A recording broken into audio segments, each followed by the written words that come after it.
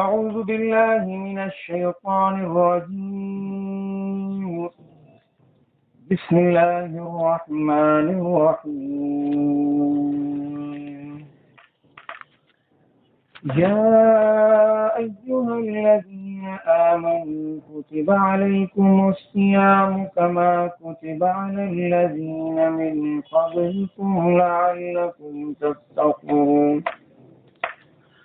صدق الله مولانا العظيم وصدق رسوله النبي الكريم ونحن على ذلك من الشاهدين والشاكرين والحمد لله رب العالمين. درود شریف پڑھیں. اللهم صل على محمد وعلى آل محمد كما صليت على إبراهيم وعلى آل إبراهيم إنك حميد مجيد.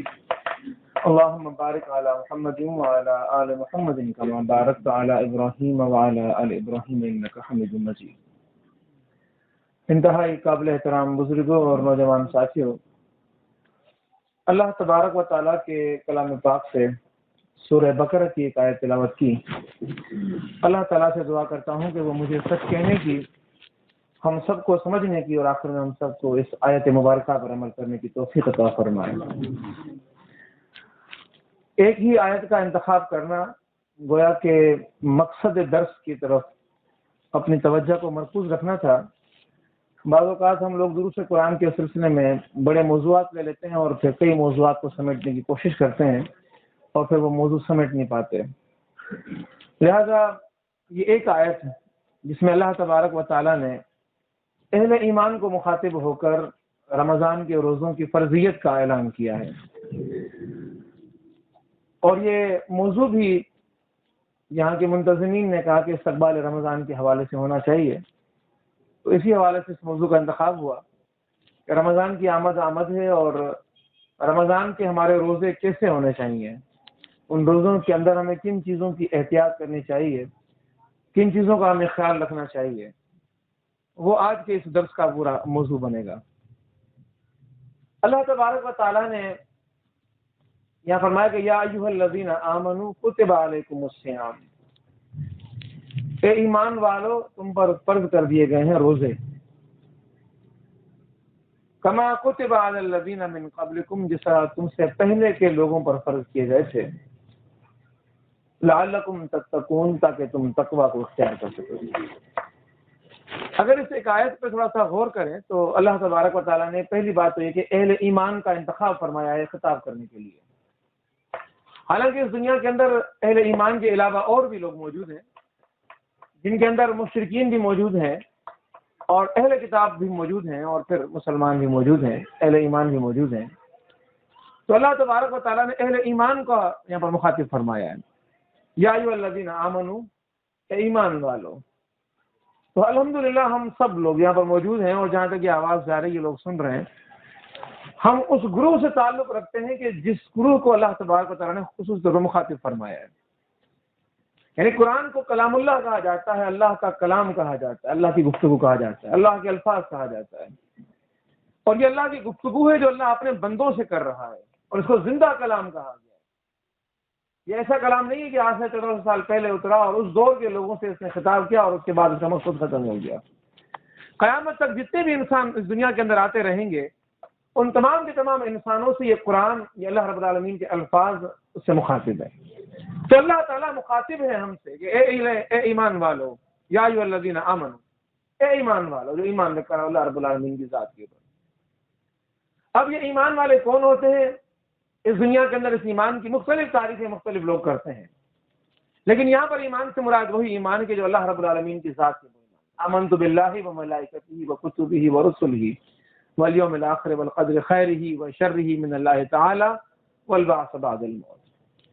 یہ تعریف ہے جو اللہ کے رسول صلی اللہ علیہ وسلم نے، اللہ رب العالمین نے قرآن کی مختلف جگہوں پر اور مختلف احادیث کے اندر بیان فرمائی ہے کہ اللہ کی ذات کے اوپر ایمان، اللہ کے رسول کے اوپر ایمان، ملائکہ کے اوپر ایمان، آخرت کے دن کے اوپر ایمان، یہ ایمان کی بنیادیں ہیں. ان چیزوں پر جو لوگ ایمان رکھتے ہیں وہ اہل ایمان کہلاتے ہیں.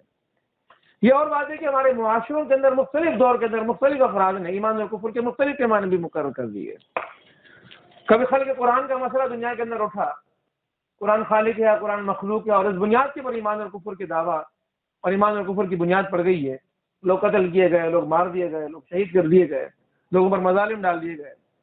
کبھی نور اور بشر کے مسئلے پر لوگوں کے ایمان اور کفر کے پیمانے طے کر دیے گئے تھے، اور ان بنیادوں کے پر لوگوں کے بارے میں کفر کے اور ایمان کے فیصلے کیے جانے لگے۔ لیکن اللہ رب العالمین نے قرآن پاک کے اندر اور آقا نامدار حضرت محمد مصطفیٰ صلی اللہ علیہ وسلم نے جو احادیث کے اندر ایمان کی تعریف بیان فرمائی، وہ بالکل واضح فرمائی کہ اللہ پر ایمان رکھتا ہوں، آمنت باللہ، اس کی ذات پر ایمان، کہ اس کی ذات کیسی ہے، اللہ اس کی اس ذات کے اندر کسی کو شریک نہ کرنا۔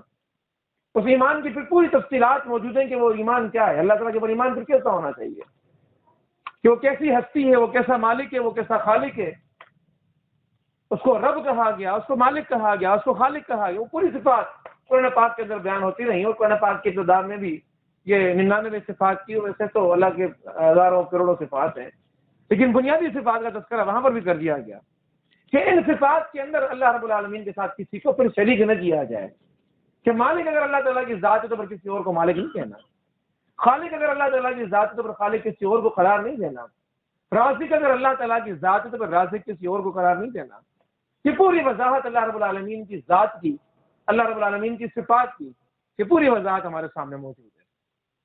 تو اللہ تبارک و تعالیٰ کی جو صفات ہیں کہ اللہ تعالیٰ دیکھتا ہے، سمیع ہے، اللہ رب العالمین کی ذات کے حوالے سے جو اللہ تعالیٰ کی صفات بیان کی گئی ہیں کہ اللہ تعالیٰ بصیر ہے، وہ ہر وقت دیکھتا ہے۔ کائنات کے اندر کسی اور مخلوق کو یہ صفت اختیار نہیں کی گئی کہ ہر وقت ہر چیز کو دیکھ سکتا ہو۔ ہم بھی دنیا کے اندر انسان ہے، میں یہاں بیٹھا ہوں تو یہاں میری نگاہ کے سامنے جو چیزیں آئیں گی میں ان کو دیکھ پاؤں گا، لیکن ان نگاہوں کی ایک حد ہے، اس کے آگے میں نہیں دیکھ سکتا۔ لیکن اللہ رب العالمین کی ہستی وہ ایک زبردست ہستی ہے کہ وہ ہر وقت ہر جگہ اس کی نگاہ رہتی ہے۔ پہاڑوں کی چٹانوں کے نیچے جو حشرات وہاں پر موجود ہیں، کیڑے مکوڑے موجود ہیں، اللہ کی نگاہ وہاں پر بھی پڑ رہی ہے، اور وہ ہر وقت دیکھتا ہے، کبھی وہ نگاہ کوتاہ نہیں ہوتی، کہیں اس کے اندر کمی نہیں آتی۔ تو اللہ رب العالمین کی ان صفات کے اندر وہ کسی کو شریک نہ کرے، پھر اللہ تعالیٰ کی ذات کے اندر کسی کو شریک نہ کرے، خدا کے ساتھ کسی اور کو خدا نہ ٹھہرائے، جو ہمارے کلمے کی بھی بنیاد ہے کہ لا الہ الا اللہ محمد الرسول، ایک اللہ کو ماننا، کسی اور الہ کو نہ ماننا، اور تمام تر الہوں کی الہیت سے اس سے بری ذمہ ہو جانا، اپنا چہرہ اللہ رب العالمین کی طرف کر دینا، اور پھر اس کی اطاعت اور اس کی فرما برداری کو اختیار کر دینا، یہ ایمان کے تقاضوں میں سے تقاضا قرار پایا۔ اللہ کی ذات کے پر ایمان، اللہ کی صفات کے پر ایمان۔ پھر اللہ رب العالمین کے حقوق بیان کر دیے کہ اللہ رب العالمین کے حقوق کیا ہیں، اور ان حقوق کے اندر آپ کو معلوم ہے کہ اللہ رب العالمین کا حق یہ ہے کہ اسی سے مانگا جائے، اس کے علاوہ کسی اور سے نہ مانگا جائے۔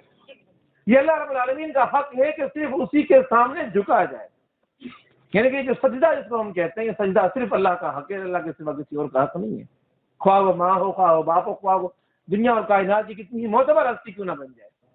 سجدہ اگر کسی کو زیب دیتا ہے اور سجدہ کرنے کی اگر اجازت ہے تو اللہ رب العالمین کی ذات کو اجازت ہے۔ اسی طرح قسم کا معاملہ بھی ہے، قسم کے معاملے کے اندر بھی ہم لوگ بڑی غلطیاں کرتے ہیں، کبھی کوئی نگاہ کی قسم کھا رہا ہے، کوئی نور کی قسم کھاتا ہے، کوئی ماں کی قسم کھا رہا ہے، کوئی دنیا کی کسی اور کی بھی قسم کھا رہا ہے۔ یہ بھی وضاحت کر دی گئی کہ غیر اللہ کے سوا کسی کی قسم کھانا شرک ہے، قسم صرف اللہ کی ذات کی کھانی ہے، اللہ کی ذات کے سوا کسی کی قسم نہیں کھانی۔ تو یہ پوری تفصیل موجود ہے کہ اللہ رب العالمین جس کے اوپر ہم ایمان کی بات کرتے ہیں وہ زبردست ہستی کیسی ہستی ہے، اور پھر اس کے حقوق کیا ہیں، اس کی صفات کیا ہیں، اور اس اللہ رب العالمین کی طرف سے جو ہم پر احکامات ہیں ان کی اطاعت تک پورا حکم ہمارے اوپر آ جاتا ہے۔ اب وہ رب کائنات جس کا تذکرہ یہاں پر ہوا، وہ ہستی جس کا ہم نے تذکرہ یہاں پر ابھی کیا، اس کے اوپر ایمان لانے والوں کو یہاں مخاطب کیا گیا ہے۔ پھر اس ایمان کی جو میں نے بات ابھی آپ کے سامنے کی، اس میں یہ بات دیا کہ آمنت باللہ کے بعد آمنت باللہ وملائکتہ وکتبہ ورسلہ والیوم الآخر والقدر خیرہ وشرہ من اللہ تعالی والبعث بعد الموت۔ اللہ کے ملائکہ کے پر ایمان، اللہ کی کتابوں کے پر ایمان، اللہ کے پیغمبروں کے پر ایمان۔ تو یہ ایمان کی پوری ایک تفصیل موجود ہے، کبھی ایمان کا موضوع گفتگو میں آیا تو انشاءاللہ پھر اس پہ گفتگو کریں گے، لیکن چونکہ یہاں پر ذکر آیا ایمان کا تو اس ایمان کی وضاحت کرنا ضروری تھی۔ ایمان کے دائرے کے اندر یہ تمام باتیں شامل ہیں، اور خصوصیت کے ساتھ اللہ پر ایمان کیسا ہونا چاہیے اس ایمان کا تذکرہ بھی یہاں پر ہوا کہ یا ایھا الذین آمنوا، اے ایمان والو، کتب علیکم الصیام، فرض کر دیے گئے تمہارے اوپر روزے۔ اور یہاں دیکھیں کہ اللہ رب العالمین نے لفظ کیا استعمال کیا ہے، ان لفظوں کی معناؤں کے اندر بڑی گہرائی موجود ہوتی ہے۔ کبھی کبھی ہم ان الفاظ کی تحقیق میں جب نکل جاتے ہیں تو بڑی معنی نگاہوں کے سامنے آنا شروع ہو جاتی ہیں. یہاں پر رب کائنات نے جو لفظ استعمال کیا ہے صیام یا صوم کی جمع، اور اس کے لفظی معنی ہے رک جانا. انسان روزے کی حالت کے اندر رک جائے، اور کن کن چیزوں سے رک جائے یہ ساری تفصیل آگے آئے گی. یہ ایک اس کی لفظی اور ظاہری معنی ہے. لیکن عربی لغت کی اگر ہم قدیم لغت کی کتابوں کو اٹھا کر دیکھ لیں تو مفسرین نے پھر اس لفظ کی مزید وضاحتیں بھی ہمارے سامنے رکھی ہیں کہ اصل میں یہ جو لفظ ہے یہ صائم سے نکلا ہے. اور صوم وہ جو صائم اس کو کہتے ہیں کہ جو کسی چیز سے رک جائے.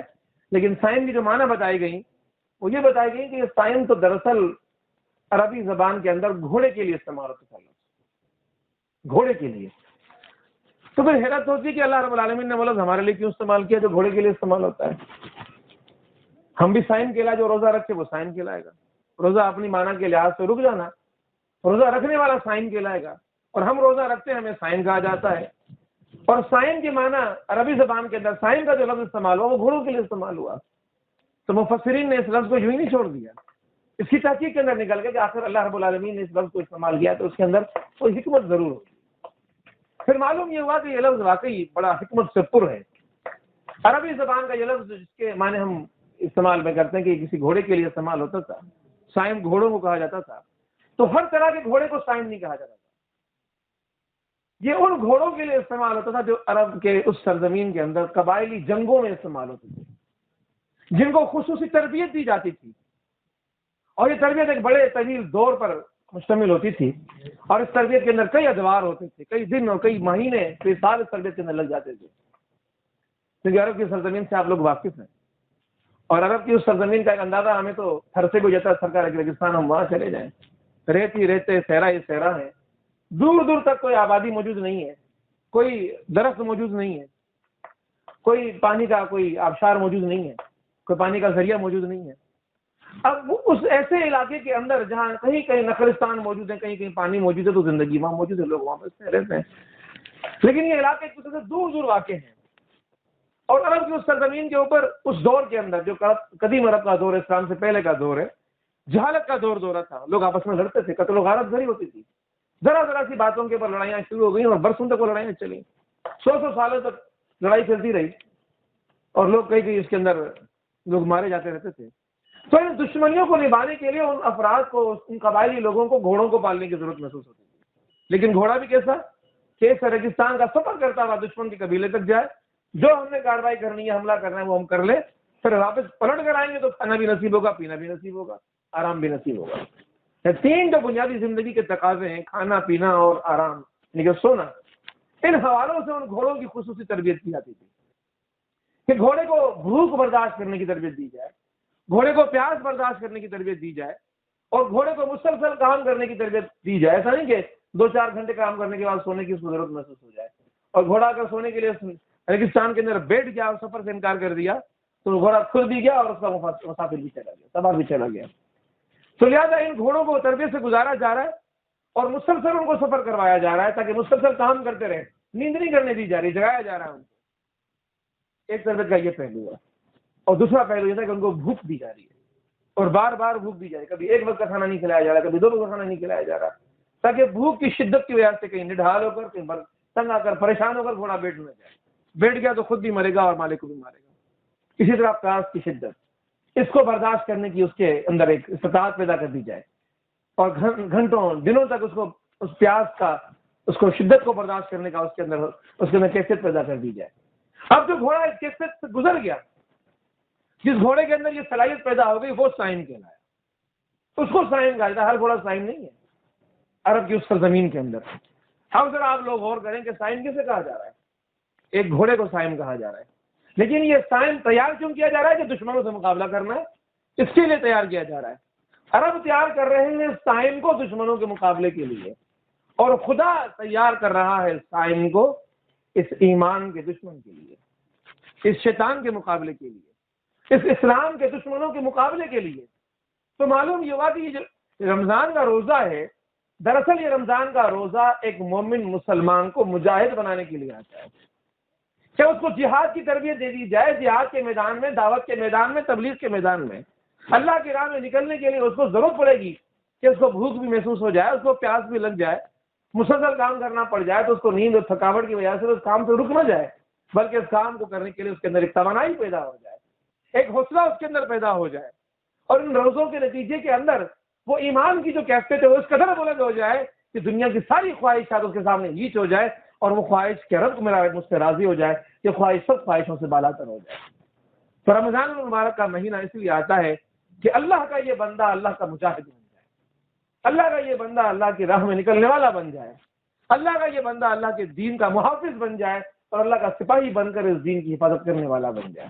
اس لیے اس مجاہد کو تیار کیا جا رہا ہے، اس لیے اس اللہ رب العالمین کے اس بندے کو تیار کیا جا رہا ہے جس سے رب کائنات اس دین کے غلبے کا کام لینا چاہتا ہے۔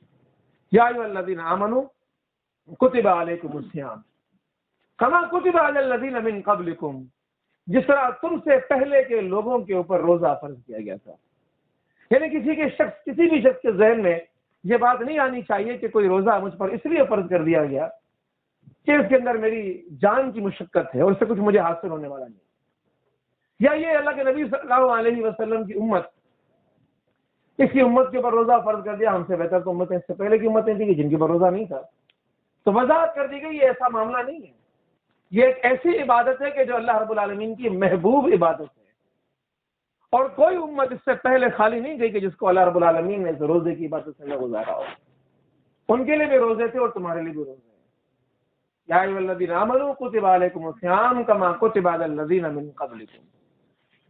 ایک طرف یہ بتایا جا رہا ہے کہ یہ نہ سمجھو کہ صرف تم پر فرض کر دیا گیا، تمہیں آزمائش کے اندر ڈال دیا گیا، اور دوسری طرف یہ بتایا جا رہا ہے کہ یہ کیوں ہر ایک شخص کے اوپر، ہر ایک امت کے اوپر فرض کیا جا رہا ہے کہ یہ اللہ رب العالمین کی محبوب عبادتوں میں سے ایک عبادت ہے۔ اسی لیے اللہ رب العالمین نے ہر دور کے اندر اللہ رب العالمین سے محبت کی دعویٰ کرنے والے افراد کے اوپر یہ روزہ مقرر کر دیا ہے کہ تم اللہ تعالیٰ کی طرف بڑھنا چاہتے ہو تو رب کی طرف بڑھنے میں یہ تمہارا معاون اور مددگار ثابت ہوگا۔ تم رب کی راہ میں استقامت کے ساتھ ڈٹ جانا چاہتے ہو تو یہ نسخہ ہے، تم اس کو استعمال کرو، یہ تمہاری قدموں کے اندر استقامت تمہیں عطا کر دے گا۔ تم اپنا دل اپنے رب سے لگانا چاہتے ہو، یہ روزہ وہ ہتھیار ہے، وہ نسخہ ہے جو تمہیں رب سے جوڑنے میں تمہارے لیے معاون اور مددگار ثابت ہو جائے گا۔ تو اس روزے کی خصوصیات میں سے یہ خصوصیت ہے کہ اللہ تعالیٰ کی محبوب عبادت ہے، اسی لیے اللہ رب العالمین نے تم سے پہلے بھی جتنے لوگ آئے ان تمام کے تمام لوگوں کے اوپر اللہ رب العالمین نے ان روزوں کو فرض کیا۔ اب یہ بات آ رہی کہ یہ روزہ فرض پھر ہم نے آخر کیا کیوں؟ یہ لفظ کی معنی بھی آپ کے سامنے آئی، یہ وضاحت بھی سامنے آ گئی کہ رب نے یہ روزے صرف آپ پر فرض نہیں کیے، اس امت محمدی کے اوپر فرض نہیں کیے، بلکہ اس سے پہلے بھی جتنی امتیں اس دنیا کے اندر آتی رہیں، جتنے قبیلے اس دنیا، جتنے بھی انبیاء علیہ السلام اس دنیا کے اندر آتے رہے، تمام انبیاء کی امتوں کے اوپر ان روزوں کو فرض کیا جاتا رہا، اور اب یہ وضاحت کر دی گئی یہاں پر کہ یہ روزے آخر اللہ رب العالمین نے آپ کے اوپر مقرر کیوں کیے۔ یہ روزے کا مقصد رب کائنات یہاں بیان فرما رہا ہے، اور دو لفظوں کے اندر لعلکم تتقون، تاکہ تم متقی بن جاؤ، تقوی والے بن جاؤ اور پرہیزگار بن جاؤ۔ یہ قرآن پاک کی ایک بڑی کرامت ہے اور اس کا اعجاز ہے کہ اللہ رب العالمین کا رب کائنات کا بے نظیر کلام ہے کہ مختصر الفاظ سے بڑی جامع باتیں کر دی جاتی ہیں۔ یعنی کہ یہ رب کائنات کی طرف سے وضاحت کی جا رہی ہے کہ روزہ میں تم پر اس لیے مقرر کر رہا ہوں کہ تمہارے اندر تقویٰ کی جو کیفیت ہے اس کے اندر اضافہ ہو جائے، تقویٰ تمہارے دلوں کے اندر بڑھ جائے، تم رب کے سامنے جھکنے والے، رب کی اطاعت کرنے والے، رب کے وفادار اور رب کے دین کے سپاہی تم بن جاؤ، لعلکم تتقون، تاکہ تقویٰ تم اختیار کر سکو۔ اب یہ گفتگو کا اگلا حصہ ہے اور یقیناً یہ آیت ختم ہونے والی ہے، اور آخری دو لفظ میں نے آپ کے سامنے اس کی تلاوت کی ہیں، تو اس بات کو سمجھنا ضروری ہے ہمارے سامنے کہ یہ روزے کی جو معنی ہمارے سامنے آئی کہ لعلکم تتقون، اس کا مقصد ہے کہ تم تقویٰ کو اختیار کرو، تو پھر یہ روزہ وہ کیا اپنے اندر کیفیات رکھتا ہے کہ جن کیفیتوں کو اختیار کرنے کے نتیجے میں ہمارا روزہ اللہ رب العالمین کا مطلوب روزہ بن جائے۔ محترم، ہماری ایک ہستی بہت بڑی اسلام کے اندر گزری ہیں، امام غزالی رحمۃ اللہ علیہ، انہوں نے اپنی کتاب کے اندر اس بات کی وضاحت فرمائی ہے روزے کے آداب کے حوالے سے۔ آپ بیان فرماتے ہیں کہ روزے کے 3 درجے ہوتے ہیں، یعنی کہ روزے کے 3 قسمیں ہوتی ہیں، روزے کے 3 انداز ہمیں معاشرے کے اندر نظر آتے ہیں، اور روزہ ہمارے سامنے موجود ہے۔ ہم ایک کیفیت کو تو بہت اچھے طریقے سے سمجھتے ہیں کہ جب ہم سحری کرتے ہیں تو سحری سے لے کر افطار تک انسان نہ کھائے نہ پیے اور شرم گاہوں کی حفاظت کرے۔ یعنی کہ وضاحت یہاں پر کرنا ضروری ہے کہ روزے کی 3 تو یہ بنیادی شرطیں موجود ہیں کہ روزے کی کیفیت کے اندر وہ جو بیوی حلال تھی وہ بھی اب حرام ہو گئی. روزے کی کیفیت کے اندر اس کے پاس ہی نہیں جایا جا سکتا. اگر اس کے پاس چلے گئے, اس سے رجوع کر لیا تو آپ کا روزہ چلا گیا. کھانا بھی نہیں ہے اور پینا بھی نہیں ہے. یہ 3 بنیادی شرائط ہیں. لیکن دیکھا جائے تو یہ ظاہری شرائط ہے. اگر انسان ان شرائط کو اختیار کر رہا ہے, نہ کھا رہا ہے نہ پی رہا ہے, اور نہ اپنی ازدواجی زندگی کو استوار کر رہا ہے ان معناؤں کے اندر کہ جس کو عورت سے روکنے کی بات کی گئی ہے, بیوی سے اس تعلق سے روکنے کی بات کی گئی ہے, تو کہا جائے یہ روزے سے انسان ہے. اگر کوئی اسلامی حکومت موجود ہو اور روزہ داروں کے اوپر جو روزہ لوگ نہیں رکھتے ان کے لیے کوئی اسلام کے احکامات جاری کر دی جائے, تو ان کو سزائیں دی جائیں, ان کے اوپر حد جاری کر دی جائے, تو اگر کوئی شخص ان شرائط کو پورا کر رہا ہے تو اس کے اوپر حد عائد نہیں کی جا سکتی. کہ ظاہری شرائط پوری کر رہا ہے, اس کے بعد وہ روزے سے ہے یا نہیں ہے اس کو کوئی پکڑ نہیں سکتا, کوئی گرفت میں نہیں لا سکتا. ظاہری شرائط اس نے پوری کر دی ہے. تو روزے کی یہ ظاہری 3 شرائط ہیں. لیکن معاملہ یہ کہ کیا صرف یہی 3 شرائط ہیں روزے کی, کیا اس سے آگے بھی شرائط ہیں؟ تو معلوم یہ ہوا کہ یہ روزہ جو ہے تو ظاہری روزہ ہوا. جو روزہ اس سے آگے کا روزہ ہے اس کو پھر حقیقی روزہ کہا گیا, اور حقیقی روزے کے الگ سے آداب سمجھائے گئے. اور حقیقی روزے کے جو آداب ہیں ان آداب کو 6 آداب کی صورت میں بیان کیا گیا. یعنی کہ اس سے قطعاً مراد یہ نہیں کہ یہ کھانا بھی شروع کر دو, پینا بھی شروع کر دو اور ازدواجی تعلقات بھی شروع کر دو روزے کی کیفیت کے اندر, باقی ان 6 آداب کو پورا کرو, یہ ایسا نہیں ہے. وہ پہلا درجہ تو پورا کرنا ہے. وہ 3 شرطیں اپنی جگہ, یہ 6 شرطیں مزید شامل ہو جائیں گی. 9 شرطوں کو پورا کرو گے تو پھر روزہ حقیقی روزہ بن جائے گا.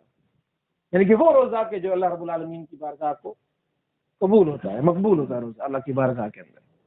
ابھی حافظ صاحب نے آپ کے سامنے جو حدیث بیان فرمائی تھی کہ جس شخص نے رمضان کے روزے ایمان اور احتساب کے جذبوں کے ساتھ رکھے اس کی گزشتہ زندگی کے تمام گناہ معاف.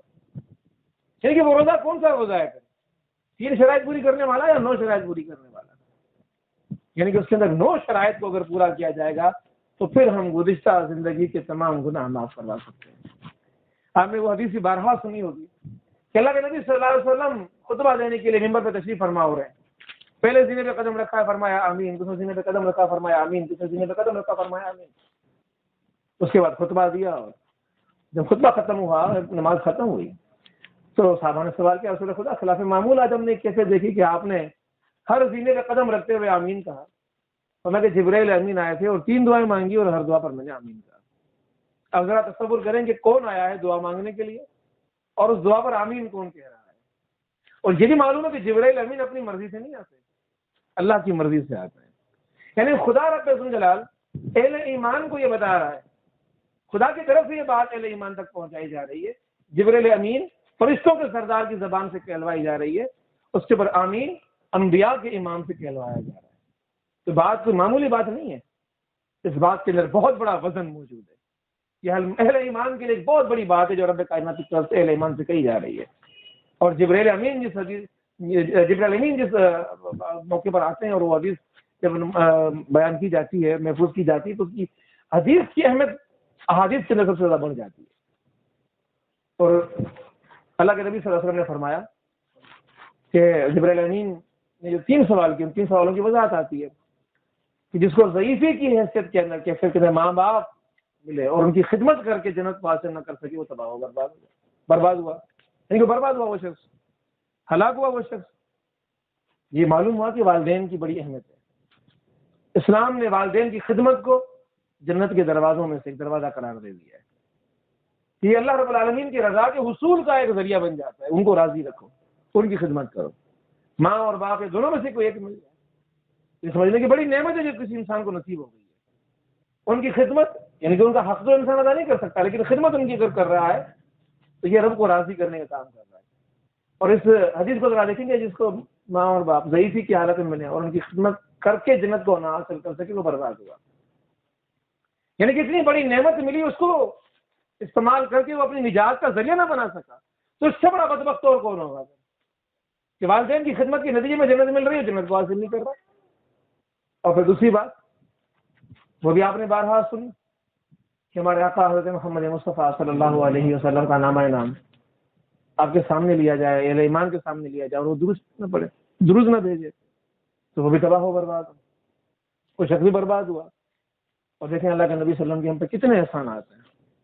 آج اگر اس کلمے کی یہ جو پیغام ہم تک پہنچا ہے، یہ قرآن کی جو آیات ہم آج پڑھ رہے ہیں، یہ جو احادیث ہمارے سامنے موجود ہیں، مجھے جہنم سے بچانے وقت کا ذریعہ جو پورا ہمارے پاس وہ کیفیات اور خصوصیات اور پورے احکامات جو ہمارے سامنے موجود ہیں، تو اللہ کے نبی صلی اللہ علیہ وسلم کی اس ذات نے جو تکلیفیں برداشت کی، پورا مکی دور ذہن کے اندر رکھیں، مدنی دور کی کیفیات نگاہوں کے سامنے رکھیں کہ ہم تک یہ پیغام پہنچ جائے، ہم تک یہ پیغام پہنچ جائے آقا انعامدار نے یہ ساری تکلیفیں برداشت کی. اب ان کا ہم پر حق ہے کہ ہمارے سامنے جب بھی نام لیا جائے تو ہم ان کے نام کے حوالے سے درود پڑھیں، اور اگر کوئی شخص نہ پڑھ رہا ہو درود تو وہ اس حق کو ادا نہیں کر رہا کہ آقا انعامدار حضرت محمد مصطفیٰ صلی اللہ علیہ وسلم اپنے امتیوں کے پڑھے. اور تیسری بات یہ بیان فرمائی گئی، جس کو رمضان کا مہینہ نصیب ہو اور وہ اپنی نجات نہ کروا سکے تو وہ بھی برباد ہو. یعنی کہ میں تو کہتا ہوں کہ اس بات کو سننے کے بعد ایک اہل ایمان کے دل کے اندر یہ بات حقیقت کی طرح راسخ ہو جاتی ہے کہ رمضان کے مہینہ دراصل نجات کا مہینہ ہے، اس کے علاوہ کوئی اور چیز نہیں ہے. یعنی کہ اگر اس رمضان کے مہینے کے اندر اگر یہ کیفیت نہ ہوتی کہ ہم اپنے گزشتہ تمام گناہوں سے نجات حاصل کر جاتے تو اللہ کے نبی صلی اللہ علیہ وسلم اس دعا کے اوپر کبھی آمین نہ کہتے. اللہ کے رسول کا اس کے اوپر آمین کہنا اس بات کی گواہی ہے کہ رمضان کا مہینہ جس نے ایمان اور احتساب کے جذبوں کے ساتھ رکھا اس کی گزشتہ زندگی کے سارے گناہ معاف ہو جائیں گے. تو اللہ رب العالمین کی طرف سے یہ وہ جو مہینہ ہے وہ ہمارے سامنے ہے. اب اس آیا ہی چاہتا ہے، اب اصل وقت آ گیا ہے کہ ہم نیتیں کر لیں کہ اس رمضان کے مہینے کو کس اہتمام کے ساتھ ہم نے گزارا ہے. اور یقین جانیے کہ اسلام کی جو تعلیمات ہیں اور اسلام کے اندر جو خصوصیات ہیں، اس دین کے اندر اللہ کے نبی صلی اللہ علیہ وسلم نے جو برکتیں بیان فرمائی ہیں کہ جب مومن نیکی کی نیت کرتا ہے تو ثواب لکھ دیا جاتا ہے، اور اگر برائی کی نیت کرتا ہے تو جب تک برائی کا ارتکاب نہیں کرتا تو برائی کا عذاب اس کے لیے نہیں لکھا جاتا، گناہ نہیں لکھا جاتا. تو نہیں معلوم کہ ہم میں سے رمضان کے روزے، پہلی رمضان کی تاریخ تک کون زندہ رہے گا، لیکن میرا اور آپ کا ایمان تو یقیناً یہی ہوگا کہ اسلام کی جو باتیں بیان فرما دی گئی ہیں، تعلیمات بیان کر دی گئی ہیں کہ اگر نیت تم کر لو آج کے رمضان کے سارے روزے میرے ایسے ہوں گے تو یقیناً ان روزوں کا اجر اور ثواب ہمارا مقدر بن گیا اگر رمضان ہمیں نصیب نہیں بھی ہوا تو پورے دل کے اخلاص کے ساتھ وہ نیت کریں کہ رمضان کے روزے ہمارے کس درجے کے ہونے چاہیے. میں نے 2 بھی درجوں کی بات کی آپ کے سامنے. پہلا درجہ ظاہری روزے والا، اور پھر وہ حدیث ذہن میں رکھیے کہ قیامت کے دن کئی روزہ دار ایسے ہوں گے کہ جن کو ان کے روزے منہ پہ دے مارے جائیں گے. کیفیات آتی ہیں کہ رمضان کے کئی روزہ دار ایسے ہوں گے جن کو بھوک اور پیاس کے سوا کچھ نصیب نہیں ہوگا. روزہ بھی رکھ رہا ہے، بھوکا بھی رہ رہا ہے، پیاسا بھی رہ رہا ہے، لیکن اس کے باوجود حاصل کچھ نہیں ہو رہا. اس کو کیا حاصل کرنا چاہتا تھا؟ وہ اپنے گناہوں سے نجات حاصل کرنا چاہتا تھا. وہ چاہتا تھا کہ گزشتہ زندگی میں جتنے بھی میں نے گناہ کے سارے معاف ہو جائیں، لیکن رمضان کے روزے کے اندر اس نے کیا کیا؟ بھوکا رہا، پیاسا رہا. اور ہم عام معنوں میں یہ سمجھتے ہیں کہ بھوکا رہنا، پیاسا رہنا دراصل روزہ. تو حدیث تو یہ کہہ رہی کہ بھوکا اور پیاسا رہا تو اس کو بھوک اور پیاس کے سوا کچھ نصیب نہیں ہوگا. تو یعنی کہ حقیقت تو یہ ہے کہ روزے کی حقیقت کچھ اس سے آگے ہے. اور روزہ صرف بھوکا اور پیاسا رہنے کا نام نہیں ہے، بلکہ روزے کے اندر کچھ اور حقیقتیں بھی موجود ہیں جن کو جب تک نہ رکھا جائے، جن کا اہتمام جب تک نہ کیا جائے، اس وقت انسان کا روزہ نہیں بنتا. اب امام غزالی رحمۃ اللہ علیہ ایک بہت بڑے بزرگ اور ایک عالم دین گزرے ہیں. انہوں نے قرآن کے اوپر بڑی نظر رکھی، حدیث کے اوپر بڑی نظر رکھی، اور انہوں نے اس کا نچوڑ بیان فرما دیا روزے کا کہ 6 آداب ایسے ہیں کہ اگر اختیار کر لو اپنے روزے کے اندر تو آپ کا روزہ حقیقی روزہ بن جائے گا. اور یقیناً ہم سب کی خواہش کی ہوگی، آرزو یہ ہوگی کہ ہمارے روزے حقیقی روزے بن جائیں، کیونکہ ہم سب یہ سمجھتے ہیں کہ بحیثیت انسان کتنا بھی پرہیزگاری کی دعویٰ کیوں نہ کرے، کوشش کیوں نہ کرے، لیکن پرہیزگاری کی معیار پر انسان پورا نہیں اتر پاتا، کیونکہ خطا اس کے اندر ضرور موجود ہے، ٹھوکر ضرور یہ انسان کھاتا ہے، گناہ اسے ضرور سرزدتا ہے، کیونکہ انسان کی فطرت میں موجود ہے چیز یہ. تو حقیقت یہ ہے کہ وہ جو آداب ہیں ان میں سب سے پہلا ادب کیا ہے؟ اور سب سے پہلا ادب جو امام غزالی رحمۃ اللہ علیہ نے ترتیب کے لحاظ سے بیان فرمایا وہ یہ فرمایا کہ نگاہ کو نیچا رکھا جائے. یعنی کہ یہاں سے روزے کا سلسلہ شروع ہو رہا ہے، نگاہوں سے. اور انسان سوچتا ہے کہ یہ کیسا معاملہ ہے، لیکن بھوکا تو ہے، پیاسا تو ہے، اور اپنے بشری تقاضاؤں سے بھی رکا ہوا ہے، لیکن روزہ رکھا ہوا بد نگاہی کر رہا ہے. ٹیلی ویژن کھولا ہوا ہے، وہاں پر حسن کے نظارے کر رہا ہے بیٹا، اپنی خواہشات نفس کو پورا کر رہا ہے وہاں پر۔ اخبار آ رہی ہے تو اس میں حسیناؤں کی تصویریں لگی ہوئی ہیں، بیٹا وہاں کو دیکھ رہا ہے۔ عورتیں تو مردوں کی تصویریں دیکھ کے ان کے اوپر تبصرے تجزیے کر رہی ہے بیٹھی ہوئی۔ بازار سے گزر رہا ہے تو خواتین پہ نظر ڈالے جا رہا ہے۔ تو یہ ادب تھا روزے کا جس کو توڑ دیا اس نے۔ تو حقیقی روزہ تو اس وقت ٹوٹ گیا جب یہ بدنگاہی اس کو سرزد ہو گئی۔ تو معلوم ہوا کہ روزہ اگر حقیقی روزہ رکھنا ہے تو روزے کی جو چوتھی شرط بن جاتی ہے، تین تو بنیادی ہوتی، چوتھی شرط اور حقیقی روزے کی پہلی شرط وہ نگاہوں کی حفاظت ہے۔ لیکن نگاہوں کی حفاظت کے حوالے سے اللہ کے نبی صلی اللہ علیہ وسلم کی کچھ احادیث بھی میں آپ کے سامنے بیان کرنا چاہوں گا کہ کتنا نازک معاملہ ہے یہ۔ اللہ کے نبی صلی اللہ علیہ وسلم نے فرمایا کہ نظر ڈالنا، نگاہ ڈالنا، یعنی کہ ایسی چیزوں پر جن سے اللہ نے روکا ہے، شیطان کے تیروں میں سے زہر نے بجھا ہوا ایک تیر ہے۔ شیطان کے تیروں میں سے زہر نے بجھا ہوا ایک تیر۔ آپ ذرا تصور کریں گے شیطان کا تیر کہاں لگے گا؟ شیطان کا ٹارگٹ کیا ہے؟ شیطان کہاں حملہ آور ہوتا ہے؟ وہ جگہ کہ جہاں اللہ کی محبت کا گھر ہے، جہاں ایمان موجود ہے۔ یہ نگاہ ڈالنا، آپ ذرا تصور کریں کہ انسان برائی کی طرف کب مائل ہوتا ہے؟ زنا انسان کب کرتا ہے؟ زانی انسان تب بنتا ہے کہ جب انسان نگاہوں کی حفاظت نہیں کرتا۔ پہلے نگاہوں سے بدنگاہی کرتا ہے، پھر ذہن سے بیٹھ کے سوچتا ہے، اس کے بعد جا کے اس زنا کے عمل کا مرتکب ہوتا ہے۔ تو دروازہ تو نگاہ بن گئی۔ اگر اس دروازے کو بند کر دیا جائے، بدنگاہی کے دروازے کو بند کر دیا جائے، تو پھر یہ مومن کبھی بدنگاہی نہ کرنے کے نتیجے میں زنا سے بچ جاتا ہے، جو کبیرہ گناہ ہے۔ تو روزے کی کیفیت کے اندر وہ جو دروازہ ہے زنا کا دروازہ، اس کو کھلا رکھتے، تو روزہ کہاں سے ہوا اس کا؟ جہاں بدنگاہی اس نے کی، اس کا حقیقی روزہ ٹوٹ گیا۔ تو نگاہوں کی حفاظت کا سب سے زیادہ اہتمام روزے کی کیفیت کے اندر ہے۔ اور حیرت کی بات یہ ہے کہ اسلام کی تاریخ کو جب ہم اٹھا کر دیکھتے ہیں تو بڑے عظیم ہستیاں گزری ہیں۔ تاریخ کا ایک واقعہ میں پڑھ رہا ہوں کہ مسلمانوں کا ایک لشکر ہے جو کسی شہر کے اوپر حملہ آور ہوا ہے اور شہر فتح ہو گیا۔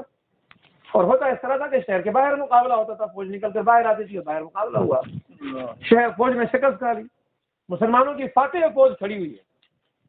سپاہیوں کے دل میں خواہش پیدا ہوئی کہ شہر کے ساتھ فتح کیا، ذرا دیکھ کر تو آ جائیں۔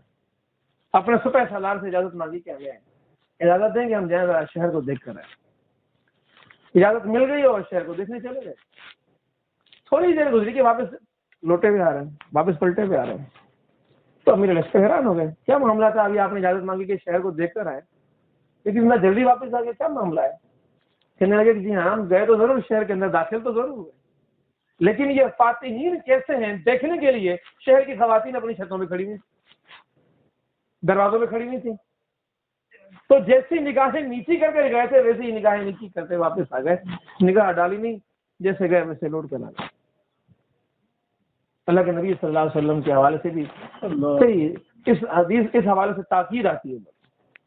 تو آپ نے حدیث سنی، مشہور حدیث کہ پہلی نگاہ تو انسان کی اپنی نگاہ ہے، لیکن دوسری نگاہ شیطان کی نگاہ ہے۔ اس نگاہ سے اپنے آپ کو روکنا ہے۔ اور بھی کئی اس حوالے سے احادیث آتی ہیں جو بد نگاہی کے حساب سے انسان کو متنبع کرتی ہیں۔ لیکن میں ایک حدیث اگر آپ کو سنا دوں، اللہ کے نبی صلی اللہ علیہ وسلم کی حدیثوں میں آپ سے گزارش کروں کہ اس حدیث کو ضرور یاد کریں۔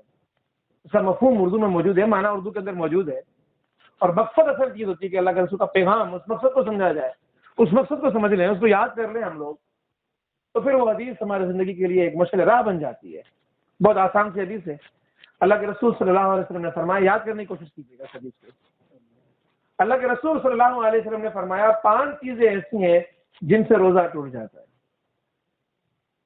اب وہ 5 چیزیں ترتیب کے ساتھ بیان کر دی گئی ہیں۔ جھوٹ بولنا، غیبت کرنا، چغلی کھانا، جھوٹی قسم کھانا، اور شہوت کی نگاہ کسی کے اوپر ڈالنا۔ حدیث کی بات کر رہا ہوں میں آپ کے سامنے۔ ہم تو سنتے تھے کہ شاید پانی پی لینے سے روزہ ٹوٹ جاتا ہے، کچھ کھا لینے سے روزہ ٹوٹ جاتا ہے، لیکن ان 5 چیزوں میں تو یہ چیزیں نہیں آئیں۔ وہ تو ظاہری روزی والی باتیں تھیں نا۔ کئی روزے دار ایسے ہوں گے جن کو قیامت کے روز بھوک اور پیاس سے سوا کچھ نصیب نہیں ہوگا۔ یہ جو حقیقی روزہ ہے اس کی بات کی جا رہی ہے، یہ حدیث اس کی وضاحت کر رہی ہے کہ حقیقی روزے کے اندر ان 5 چیزوں کا اہتمام کرنا بہت ضروری ہے۔ جھوٹ بولنا، اس سے رک جانا ہے. یعنی کوئی شخص اگر روزہ رکھ کر جھوٹ بولے تو اس جھوٹ کے ساتھ اس کا حقیقی روزہ ٹوٹ جاتا ہے. اب ایک چیز ذرا اور غور کیجیے گا کہ اس حدیث میں 5 باتوں کا ذکر ہوا ہے. 4 چیزوں کا تعلق زبان سے تھا، ایک چیز کا تعلق نگاہ سے. یعنی کہ زبان اور نگاہ اگر یہ 2 چیزیں گناہ سے رک جائیں تو انسان ایک بڑی حد تک حقیقی روزے کو پا لیتا ہے. اور ان 5 چیزوں کے اندر دیکھیں 4 چیزوں کا تعلق تو پھر زبان سے ہوا. تو معلوم ہوا کہ یہ زبان یہ روزے کے حوالے سے بہت بڑی اہمیت کی حامل ہے. نہ جھوٹ بولنا ہے، نہ غیبت کرنی ہے، نہ چغلی کھانی ہے، اور نہ ہی اس روزے کی کیفیت کے اندر انسان نے جھوٹی قسم کھانی ہے. ابھی مجھے تفصیلی موضوع بن جائے گا، مجھے وقت اس بات کی اجازت نہیں دے رہا کہ میں اس پوری تفصیل کے اندر چلا جاؤں کہ جھوٹ پھر اس کی ہلاکتیں کیا ہیں. لیکن اتنی تو ہم بات سمجھتے ہیں نا کہ یہ ام الخبائث ہے، اس کو ام الخبائث قرار دے. خباثتوں کی ماں یہ ہے. مومن کبھی جھوٹا نہیں ہو سکتا. کسی جگہ آتا ہے کوئی صحابی بیٹھے ہیں، اللہ کے رسول کیا کوئی مومن چوری کر سکتا ہے؟ اللہ کے مومن انسان خطا کر سکتا ہے. کیا کوئی مومن زنا کر سکتا ہے؟ انسان خطا کر سکتا ہے. کیا کوئی مومن جھوٹ بول سکتا ہے؟ اللہ کا ہونا کہ کوئی مومن کبھی جھوٹ نہیں بول سکتا. یعنی کہ ہم اپنے دائروں میں ذرا غور کریں، اپنی زندگیوں کے ذرا جائزے لیں کہ اللہ کے رسول صلی اللہ علیہ وسلم فرماتے ہیں کہ مومن تو وہ ہے کہ جو جھوٹ نہ بولے.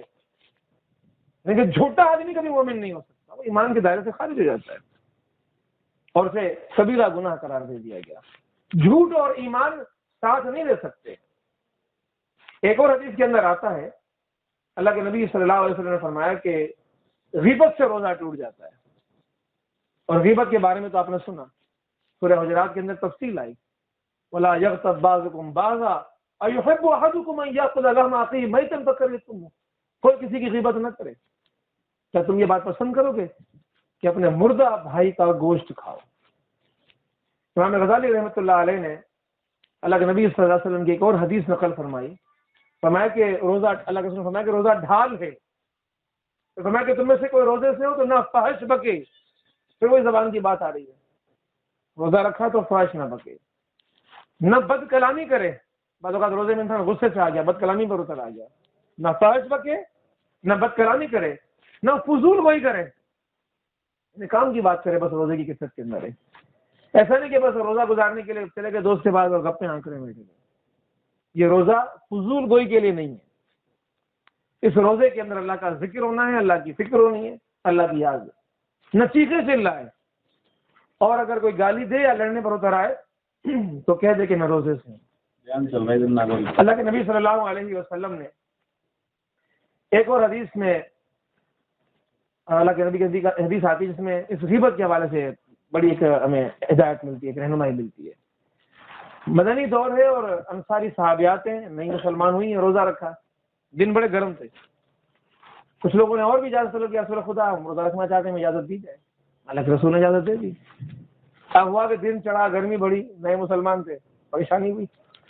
آئے اللہ کے رسول اجازت دیں، ہم روزہ کھول، برداشت نہیں ہو رہا، اجازت دے دی. ابھی تو ان کی تربیت اتنی نہیں ہوئی، نئے لوگ ہیں. روزہ نفلی روزہ تھا. کوئی اور صاحب آ گئے، رسول خدا اجازت دی جائے. دو انصاری صحابیات ہیں، انہوں نے بھی روزہ رکھا ہوا تھا. انہوں نے بھی کسی شخص کو اللہ کے رسول کے پاس بھیجا کہ اللہ کے رسول اجازت لے کر آ جائیں، ہم بھی روزہ کھول لیں. اب یہاں جو افراد بیٹھے ہوئے تھے اللہ کے رسول کی محفل کے اندر، ان کو تو اجازت ملتی گئی، لیکن ان کے لیے اللہ کے رسول نے معاملہ دوسرا کیا. امام غزالی نے یہ واقعہ اپنے کتاب میں بیان فرمایا، احیاء العلوم کے اندر. فرمایا کہ ان خواتین کے پاس یہ پیالہ لے جاؤ. اللہ کے رسول نے پیالہ دیا اور ان سے کہہ دو جو کچھ کھایا وہ اس پیالے میں کیا کر دیں.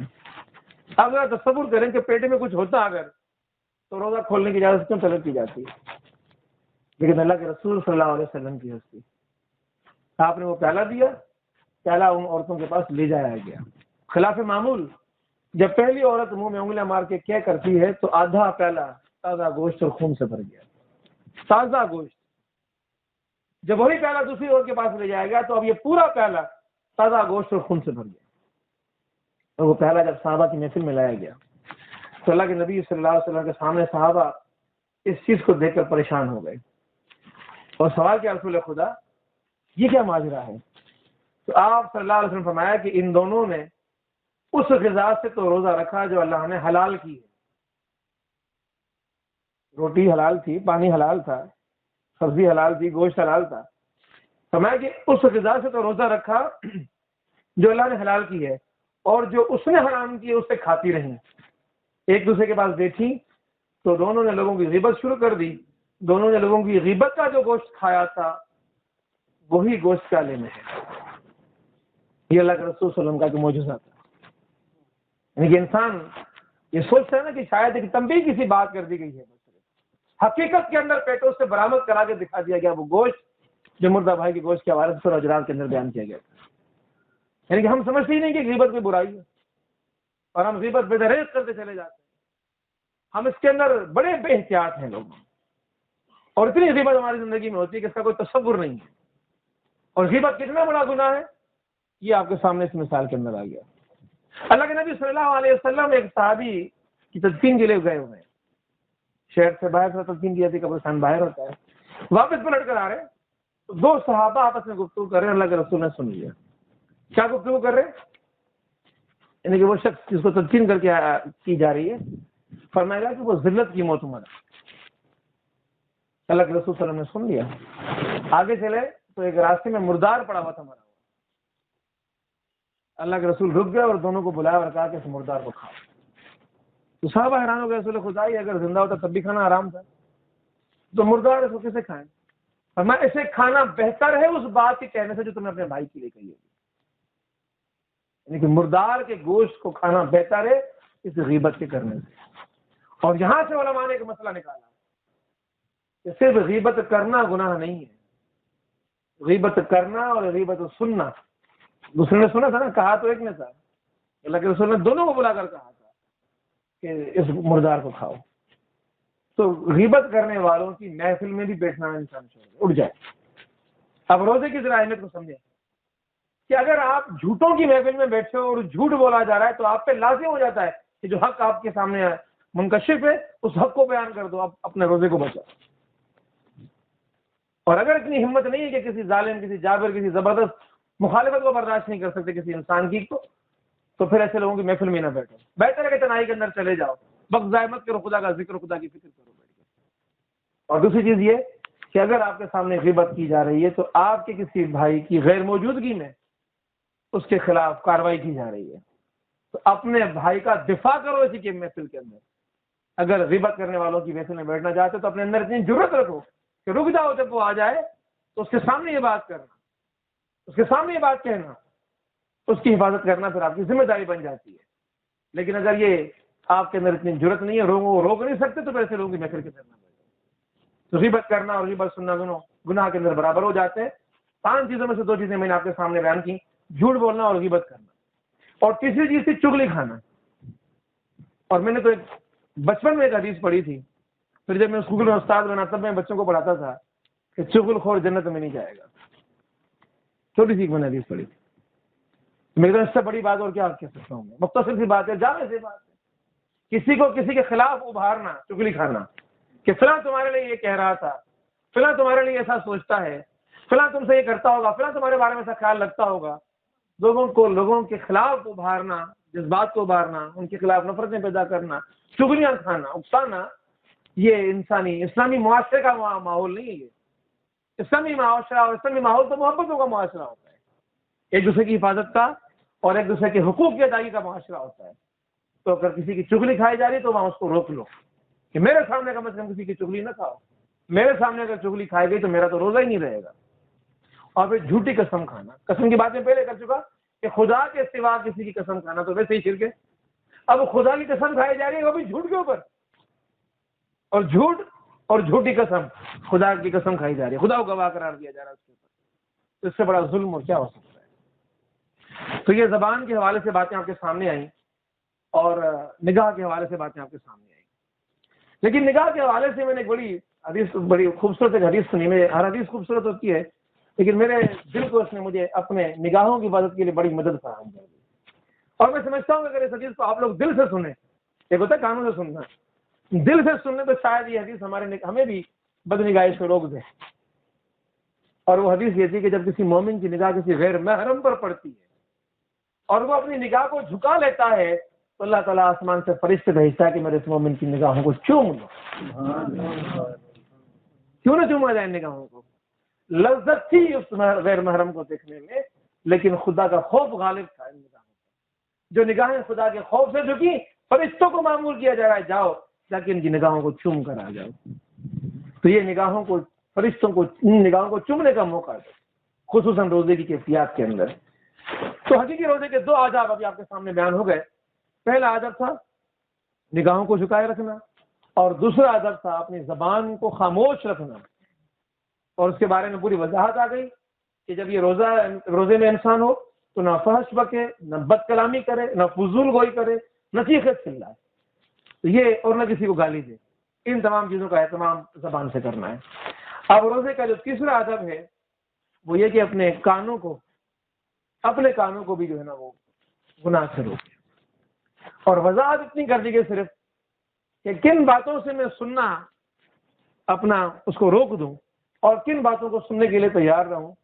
یہ اس میں کوئی بڑا مسئلہ، مشکل مسئلہ نہیں ہے. محدثین نے، مفسرین نے اس کی وضاحت کر دی ہے، مفقین نے اس کی وضاحت کر دی ہے. اور وضاحت یہ کر دی کہ وہ تمام باتیں جو زبان سے کہنا حرام ہے ان کا کانوں سے سننا بھی حرام ہے. جھوٹ بولنا حرام ہے تو جھوٹ کا سننا حرام ہے. غیبت کرنا حرام ہے تو غیبت کا سننا حرام ہے. چغلی کھانا حرام ہے تو چغلی کا سننا حرام ہے. تو کانوں کی حفاظت کرنی ہے، ان کانوں سے کوئی گناہ نہ ہو جائے. اس کے معنی یہ ہوئی کہ یہ روزہ تو خدا کے لیے اپنے آپ کو مخصوص کرنے کا وقت ہے. کیونکہ اگر ہم جائیں گے لوگوں کے اندر، محفلوں میں دوڑتے گھومتے پھریں گے، دوستوں یاروں میں جاتے رہیں گے، تو وہ فکر کی محفلیں، وہ فکر کی محفلیں، وہ خدا کو یاد کرنے کی محفلیں وہ قائم نہیں ہو پائیں گے. اور کان تو بہت کچھ سنتے رہیں گے. اور کانوں کو ہم کیسے روک سکتے ہیں؟ نگاہوں کو تو جھکا سکتے ہیں، کانوں کو روکنا بڑا مشکل ہے. کانوں میں تو باتیں پڑ ہی جاتی ہیں، اور جب کان میں بات پڑ جائے تو پھر حق ادا کرو، پھر کھڑے ہو جاؤ، پھر جو حقیقت ہے وہ کہہ ڈالو. غیبت کرنے والے کو روک ڈالو، جھوٹ بولنے والے کو روک ڈالو، چغلی کھانے والے کو منع کر دو، گالی بولنے والے کو روک دو. اگر اتنی ضرورت اور ہمت ہے تو پھر بھلے معاشرے کے اندر یہ کام کرو، ورنہ بہتر چیز یہ ہے کہ اپنے آپ کو ان چیزوں سے روک دیا جائے. تو یہ جو کانوں کی حفاظت ہے، اس کانوں کا بڑا اہتمام انسان کو کرنا ہے. سورہ مائدہ کے اندر آتا ہے کہ سماعون للکذب اکالون للسحت. یہ لوگ جب کان لگا کر جھوٹ سننے والے اور حرام کا مال کھانے والے. لیکن جھوٹ کو بھی اللہ رب العالمین نے کس طرح یہاں ایک عیب قرار دیا ہے اور اسے انسان کو روکنے کی بات کی ہے. اب یہ 3 ادب ہوئے. چوتھا ادب جو ہم اپنے نگاہوں کے سامنے رکھتے ہیں وہ یہ ہے کہ انسان نے اپنی نگاہوں کو جھکا دیا، زبان کو خاموش کر دیا اور کانوں کو بھی حفاظت کر دیا. اس کے بعد یہ تھا کہ انسان کے دیگر اعضاء بھی تو ہے نا، ان دیگر اعضاء کی بھی انسان کو حفاظت کرنی ہے. بازار سے گزرتے ہوئے کسی عورت کو ہاتھ لگا دیا، عورت ہے تو کسی مرد کو چھو لیا، یا پھر کسی ایسی جگہ پر جانے کے لیے قدموں کو اٹھا لیا جہاں جانا حرام ہے، جانا نہیں چاہیے وہاں، کسی گناہ کی نیت سے، برائی کی نیت سے. وہاں ابھی کانوں کا معاملہ، وہاں آنکھوں کا معاملہ، وہاں زبان کا معاملہ تو نہیں آ رہا. انسان تو چڑھا کسی ایسی جگہ پر جا رہا ہے جہاں جانا ہی اس کا حرام ہے، ایسے مقصد کے لیے جا رہا ہے جس مقصد کے لیے جانا ہی حرام ہے. تو یہ ٹانگیں، یہ بازو، جسم کے دیگر اعضاء، ان کی بھی روزے کے اندر حفاظت کرنی ہے. یعنی کہ روزہ تو پورے وجود کا روزہ کہلایا. روزہ صرف کھانے سے رکنا اور پینے سے رکنا اور شرمگاہ کی حفاظت کا نام نہیں ہے، بلکہ روزے کا پہلا ادب نگاہوں کو نیچا رکھنا، روزے کا دوسرا ادب زبان کو خاموش رکھنا، روزے کا تیسرا ادب کانوں کی حفاظت کرنا، روزے کا چوتھا ادب کہ انسان جسم کے دیگر اعضاء کی حفاظت کرے. یہ روزے کا چوتھا ادب بن جاتا ہے.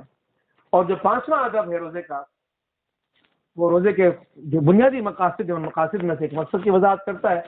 اور اس مقصد کی وضاحت کے لیے مجھے کافی وقت چاہیے، اور میں پہلے محسوس کر رہا ہوں کہ تقریباً 50 منٹ اس درس کو ہو چکے ہیں، اور یہاں پر کچھ ساتھی ایسے موجود ہیں وہ زبردستی بات درس بند کروا دیتے ہیں.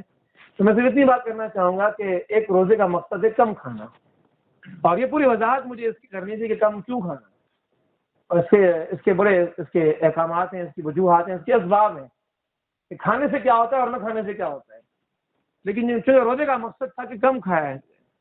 اور اس میں ذرا اللہ رب العالمین کی مخلوقات کو ذہن میں رکھیں کہ حیوانی مخلوقات بھی ہیں، نورانی مخلوقات بھی ہیں، ٹھیک ہے، اور روحانی مخلوقات بھی ہیں. تو کون سی مخلوقات ہیں کہ جو گناہ نہیں کرتی، اور کون سی مخلوقات ہیں جو گناہ کرتی ہیں. اور گناہ کرنے والی مخلوقات کی ایک خصوصیت یہ ہے، یعنی کہ انسان جس کو ہم کہتے ہیں کہ وہ کھاتا پیتا ہے، لیکن اسی انسان کے اندر ایک روح بھی اللہ رب العالمین نے رکھی ہوئی ہے۔ انسان دوہرا وجود ہے، صرف جسم کا وجود نہیں ہے، اس کے اندر روح بھی موجود ہے اور اس کے اندر جسم بھی موجود ہے۔ تو انسان کی ان دونوں وجودوں کے درمیان ایک توازن ہونا چاہیے۔ اگر وہ توازن نہیں ہوگا تو جو وجود غالب ہوگا انسان کا رویہ وہ ہوگا، اور دونوں کا رجحان، دونوں کا میلان الگ ہے۔ روح اگر مضبوط ہے، روح اگر طاقتور ہے تو انسان عبادات کی طرف، خدا کی رضا کی طرف مائل ہوتا ہے۔ لیکن جسم، یعنی کہ حیوان کو بھی جسم ہوتا ہے نا، حیوان ہوس بھی رکھتا ہے، حیوان جنست بھی رکھتا ہے، حیوان کسی کا حق بھی مارتا ہے، کسی کو سینگ بھی مارتا ہے، کسی کو جبر بھی کرتا ہے، کسی سے چھین کے کھاتا بھی ہے۔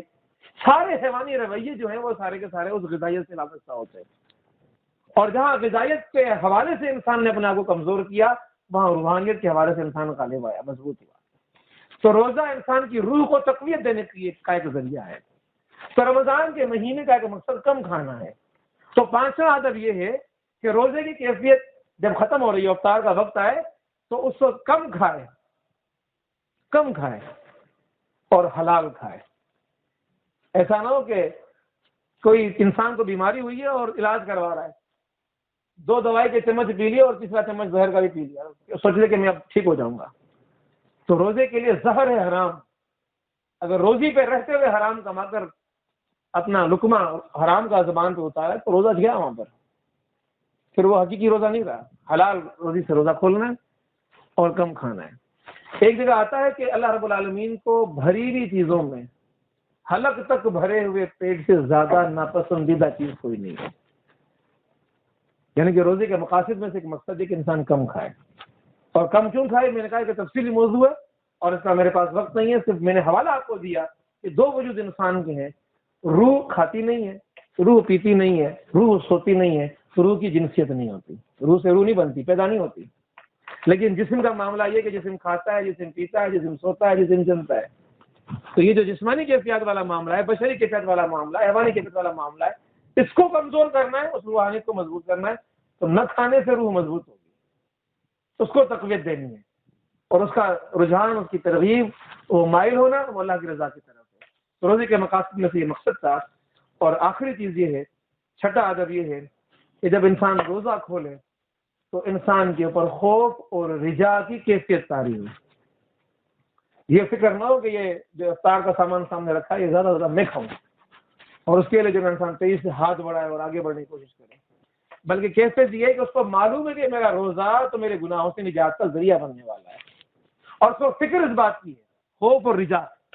خوف اس بات کا کہ روزے میں کوئی گناہ سرزد نہ ہو گیا، یہ بڑا نازک معاملہ تھا میرا روزہ، کہیں میں نے جھوٹ بولا تو میرا حقیقی روزہ ٹوٹا ہوا ہے، بدنگاہی ہو گئی تو میرا حقیقی روزہ ٹوٹا ہوا ہے، اور اگر کوئی اور اس طرح کے جو بیوی نے پوری تفصیلات آپ کے سامنے رکھی، کوئی بھی کیفیت گزری تو میرا روزہ خراب ہو جائے گا، روزہ حقیقی ٹوٹ جائے گا، ظاہر روزہ لے کر گھومتا پھروں گا۔ تو اس روزے کے بارے میں خوف انسان کے اندر، لیکن مومن خوف کی کیفیت کے اندر مایوس نہیں ہوتا۔ مومن جب خوف کی کیفیت میں آتا ہے تو خدا سے رجوع کرتا ہے۔ تو خوف اور رجا کے معنی یہ کہ خوف بھی ہو آپ کے اندر، لیکن خدا سے کبھی امید بھی آپ کے اندر ہو، اور اس امید سے پھر اللہ کی بارگاہ کے اندر ہاتھ اٹھا کر اللہ سے اپنے گناہوں کی طلب، گناہوں سے معافی کی طلب، خدا سے پرہیزگاری کی طلب، اپنے گناہوں پر رونا افطار کے اس وقت کہ اللہ مجھے جو خطائیں سرزد ہوئی ہیں، اس روزے کے اندر خطائیں، زندگی کے اندر خطائیں میری معاف فرما دے۔ تو وہ جو افطار کا وقت ہے اس افطار کے وقت کو قبولیت دعا کا وقت بھی قرار دے دیا گیا، لیکن کیفیت کیسی ہونی چاہیے؟ خوف کی کیفیت اور رجا کی کیفیت۔ تو یہ 6 آداب اگر روزے کی کیفیت کے اندر ہوں گے تو ہمارا روزہ حقیقی روزہ ہو جائے گا، جو اللہ کی بارگاہ کے اندر مقبول روزہ ہوتا ہے۔ ایک بات ابھی رہ گئی جو میں نے شروع میں بھی آپ سے کہا کہ میں نے 2 درجے بیان کیے روزے کے، تیسرا درجہ بیان نہیں کیا تھا، اب وہ تیسرا درجہ بھی ہم لوگ سن لیں تاکہ ہماری دعا تو یہ ہوگی کہ وہ تیسرے درجے والا روزہ ہمیں حاصل ہو جائے، اور اس درجے کے روزے کو اعلیٰ درجے کا روزہ قرار دیا گیا۔ اب روزے کی 3 قسمیں سمجھ میں آ گئی ہوں گی، یہ چیزیں: ظاہری روزہ، حقیقی روزہ، اعلیٰ درجے کا روزہ۔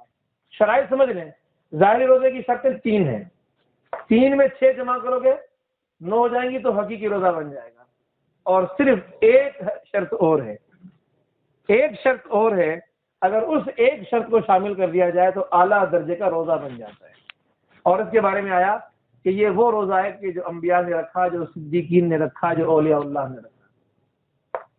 کوشش کی جائے اللہ تعالیٰ وہ روزہ ہمیں نصیب کر دے، اور وہ روزہ نصیب ہو گیا تو یقینی نجات نصیب ہوگی، اور اس کی شرط صرف ایک ہے،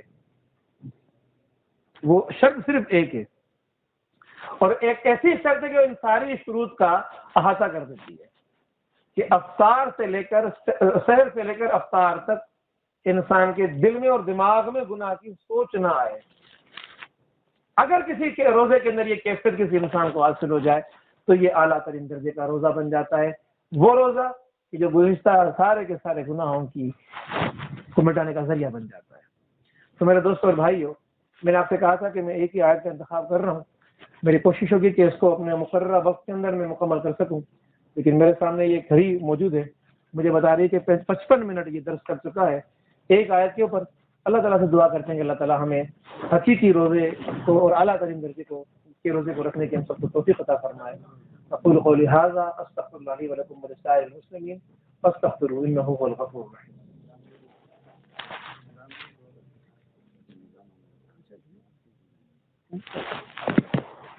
سبحان اللہ والحمد للہ ولا الہ الا اللہ واللہ اکبر ولا حول ولا قوة الا باللہ۔ ربنا ظلمنا انفسنا وان لم تغفر لنا وترحمنا لنكونن من الخاسرين رب اجعلني مقيم الصلاة ومن ذريتي ربنا وتقبل دعاء ربنا اغفر لي ولوالدي وللمؤمنين يوم يقوم الحساب يا عزيز يا غفار برحمتك استغيث يا عزيز يا غفار برحمتك استغيث یا رب سندلان اے پروردگار، ہم بڑے گنہگار ہیں، خطا کار ہیں، سیاکار ہیں، ہماری زندگی گناہوں میں غرق ہے، ہمارے روز و شب گناہوں کے انبار کے اندر گزرتے ہیں۔ اے پروردگار، تو ہمیں رمضان المبارک کا مہینہ عطا فرما رہا ہے، اس مہینے کے حوالے سے ہم سب یہ نیت کرتے ہیں کہ ہمارے سارے کے سارے روزے انشاءاللہ اعلیٰ ترین درجے کے روزے ہوں گے۔ اے رب ذوالجلال، تو ہماری ان نیتوں کے مطابق ہمیں اجر عطا فرما دے۔ اے رب ذوالجلال، اس نیت کے مطابق ہمیں عمل عطا فرما دے، اس نیت کو خلوص سے اختیار کرنے کی توفیق عطا فرما دے۔ جن جن احتیاطوں کا ذکر یہاں پر ہوا، جن جن آداب کا ذکر یہاں پر ہوا، یا رب ذوالجلال وہ ساری احتیاطیں اور وہ سارے آداب ان روزوں کے اندر ہم سب کو اختیار کرنے کی توفیق عطا فرما دے۔ اے پروردگار، ہماری ساری زندگی کی سیاہ کاریوں کو، بدکاریوں کو، گناہ گاریوں کو اے پروردگار تو معاف کرنے کی توفیق عطا فرما، اس معافی کا ذریعہ بننے والے اعمال اختیار کرنے کی توفیق عطا فرما۔ یا رب ذوالجلال، تو ہمارے حال پر رحم فرما، اپنا کرم فرما۔ یا رب ذوالجلال، تو ہم سب کو رمضان المبارک کی پوری نعمتیں، پوری کی پوری فضیلتیں، پوری کی پوری رحمتیں اپنے پورے فیض کے ساتھ ہمیں حاصل کرنے کی توفیق عطا فرما۔ یا رب ذوالجلال، تو ہمارے گناہوں سے درگزر فرما، ہماری خطاؤں سے درگزر فرما۔ جن جن حوالوں سے ہم کمزور ہیں، دینی معاملوں کے حوالے سے، ایمانی معاملوں کے حوالے سے، ان میں ہمیں قوی فرما دے۔ یا رب ذوالجلال، اگر ہم تقویٰ کے حوالے سے کمزور ہیں تو ہمیں مضبوط تقویٰ والا بنا دے۔ بدنگاہی کے مرتکب ہونے والے ہیں تو ہمیں ایسی نگاہیں عطا فرما دے جو کبھی کسی غیر محرم پر نہ پڑے، ہمیں شرم و حیا والی نگاہیں عطا فرما دے۔ یا رب ذوالجلال، یہ زبان یہ بڑی ہلاکت کی زبان ہے، اے پروردگار یہ بڑی ہلاکت کا ذریعہ ہے، اے پروردگار تو اس زبان کی حفاظت کی ہم سب کو توفیق عطا فرما دے، زبان کی حفاظت کا شعور عطا فرما دے۔ یا رب ذوالجلال، تو ہمیں ہمارے کانوں کی حفاظت کا ذریعہ اختیار کرنے کی توفیق عطا فرما دے۔ اے پروردگار، ہمیں تو حرام روزی سے بچا دے۔ یا رب ذوالجلال، تو ہمیں حلال روزی عطا فرما دے کہ اس حلال روزی کو افطار میں اور سحر میں اختیار کر کے ہم تیری بارگاہ کے اندر وہ اعلیٰ ترین درجے کے روزے رکھ سکیں۔ یا رب ذوالجلال، تو ہمیں افطار کے وقت خوف اور رجا کی کیفیت عطا فرما دے۔ یا رب ذوالجلال، افطار کے وقت وہ رونے والی آنکھیں اور وہ آنسو عطا فرما دے جو تیرے رحم کو جوش میں لے آئے۔ اے پروردگار، تو ہمیں وہ اپنا رحم عطا فرما دے کہ جس کے نتیجے میں ہمارے سارے زندگی کی خطائیں اور گناہ معاف ہو جائیں۔ یا رب ذوالجلال، ہمارے پیارے بزرگ اور پیارے ساتھی جیسا نظام اس دنیا سے رخصت ہو گئے ہیں، تو ان کی مغفرت فرما دے۔ اے رب ذوالجلال، تو ان کو قبر کے عذاب سے بچا دے۔ اے رب ذوالجلال، تو ان کے پر اپنی رحمتوں کی برساتیں عطا فرما دے۔ یا رب ذوالجلال، جتنے بیمار ہیں ان سب کو صحت کاملہ عاجلہ عطا فرما دے، جو ضعیف اور کمزور ہیں ان کو صحت کاملہ عاجلہ عطا فرما دے، جو ہمارے بزرگ یہاں پر موجود ہیں یا رب ذوالجلال ان کو صحت عطا فرما دے، ہماری مائیں اور ہماری بہنیں یا رب ذوالجلال، ہمارے بھائی جو اس محفل کے اندر موجود ہیں، ان تمام کے حال پر رحم فرما، ان کے پر کرم فرما۔ صلی اللہ تعالی علی خیر خلقہ محمد وآلہ وصحبہ اجمعین، آمین برحمتک یا ارحم الراحمین۔